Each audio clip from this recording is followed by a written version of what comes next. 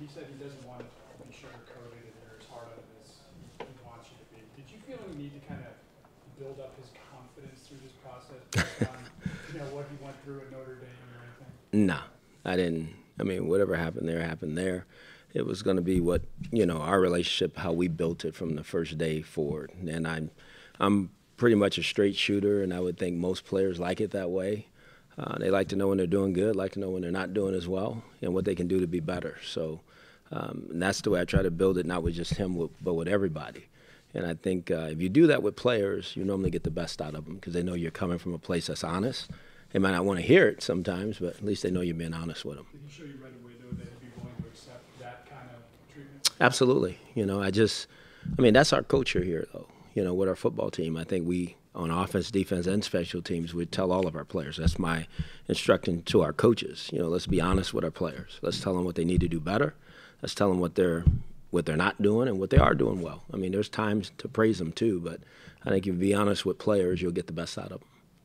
Hey, yesterday you told us that you're going to ride this out with DeShone. Uh-huh. But then later on, you said he has to earn it week in and week out. With his teammates. But I am going to ride this with DeShone. The good, the bad, or whatever comes. But earning it with your teammates is putting in the time every day, doing what you need to do as a quarterback in this building. Come early, stay late. The hardest worker in the building. That's what our quarterbacks have to be, because I think your teammates are watching that, and that's earning it each and every day.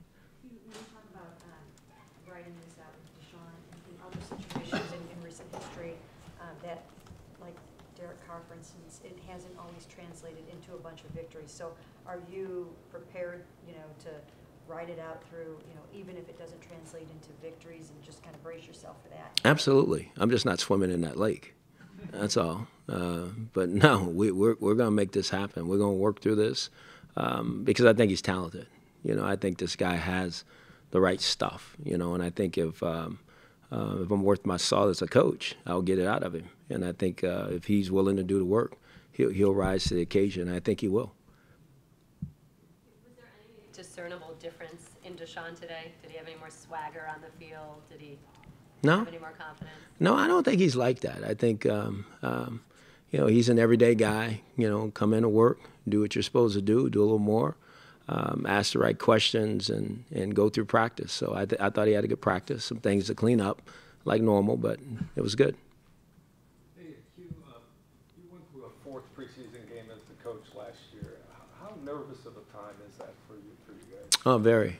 Because until it's over, it's over. But when it's over, you're right to the regular season, and you hold your breath, because it all depends on how you play your players and how you get them to and from the game. But it's another opportunity for us to learn how to go on the road. It's something we're going to have to do this year, and learn how to prepare and stay focused. And I think that's good training for our football team, because it's a young team. And so we try to make a huge point about that as we go. Do you think most NFL coaches would like to use this 2-week period just on the practice field? Oh, we wish we could. Yes, there's no question. We wish we could. But we get it. I mean, this is a game that's scheduled. We got to play it. So we're going to show up and play, and our players understand that. And I think that's the mentality that I want our team to have. It doesn't matter the opponent. It's our preparation, how we go about that during the week, and then when they say play, we play. Have you decided how you're going to handle the game in terms of starters? I haven't just yet. I think what's important is that we practice. Like I told our team, let's practice good. That's something we've done here over the last several weeks. We're learning how to practice good as we get into preparation, for everything that we're trying to accomplish on game day. So I'll let, you guys know. I'll let our team know at some point in time. I'm sure all the players want to know, but mum's the word. They told them we're going to practice. That's what we got to do to continue to get better. Your depth chart says that Brock is your backup quarterback. I'm sorry? Your depth chart says Brock is the backup quarterback. I haven't decided that yet. We saw Corey have 4 catches. They were all third down conversions. How important is that chemistry between him and DeShone? Oh, that's huge. You have a guy that you feel can win and make plays on third down. That's what you got to do in this league. That's the money down. Everybody understands that. Normally you got to throw the football, and you do, and you got to have somebody that's going to make a play and catch it. And Corey made some plays the other day. But it's just like the rest of our football team on offense, we got to continue to get better, keep pushing. You mentioned the other night that three of those guys are in the mix for Mhm. quarterback Brock, Cody, and Kevin. Does that mean you're still deciding whether you're going to keep two, whether you're going to keep three, who's going to be here, who's not? I mean, is it just all still? I think all that's on the table, until we make a decision about our football team. I think all those guys have earned the right to compete for that job. Brock, Cody, and Kevin. Watching Kevin the other night, he did some really good things, and we know who Cody is. He's played here a year ago, and we're learning more and have learned more about Brock. So I think it's only fair that those guys all have the opportunity to compete for that job.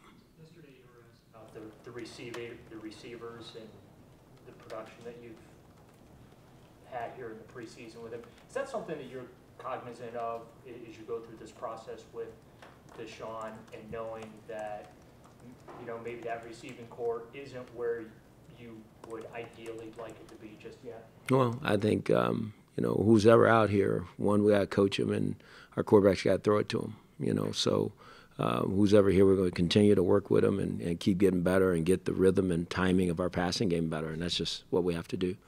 You already got some playing time with the first team on Saturday. What have you seen from him? Again, I just think he's another young player that's in that process of learning how to play in a National Football League, and he's talented. He's getting better each and every day, and I think he's he's chomping at the bit to be out there. That much I do know about him. He's always out to practice early. He stays late. He'll do anything and everything you ask of him.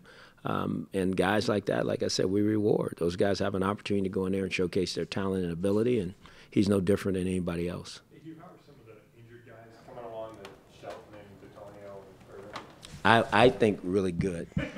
But you're gonna have to ask somebody. Every time I say that, there's something falls off the wagon. But no, I think those guys are on schedule. I feel good about those guys, and we'll see. But I think we're getting closer. Is the hope that Danny is ready week one? I hope they all are. That's my hope. You mentioned that you're going to give Brock the opportunity with that backup job, and I'm sure you're well aware of the rumors that you guys are trying to trade him. Is there any truth to that, or are you guys? I haven't. Honestly, I haven't heard any of those rumors. I don't have time to look at papers or follow rumors. And no one's brought that to me, so I don't know anything about that. The commissioner was here last week and talked about his goal to shorten preseason schedule. If you could advise him on this, how many games are needed to prepare your team for the season? Practice games? If I say something, then I'm probably going to offend a lot of other people, so I better leave that question alone, Peter. You've taught me well. Moving on. Then let's me and you have a personal conversation, Tony. Where are you with the tight end group? It seems like you're playing DeVal and Njoku really late in these games. Like you're asking one of them to step up. No, I'm asking our young players to get better.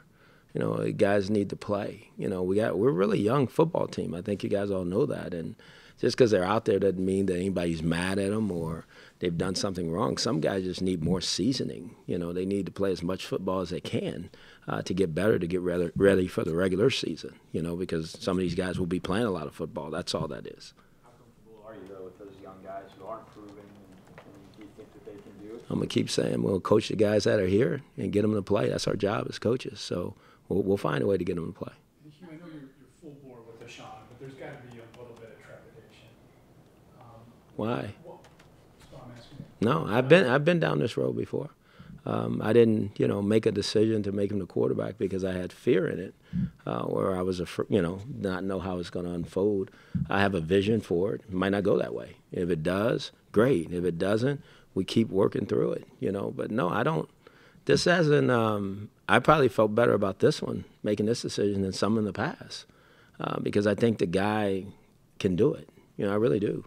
Will it be hard? Yeah, it's going to be hard. It's going to take a lot of work on his part, my part, our staff part, the rest of the team, because everybody's involved in this. It's not just me and him. Everybody's got to do their part in order for this young man to have success. So, but I think we all get it. I think his teammates get it. I think he gets it. I think coaching staff does. So we got to make this right.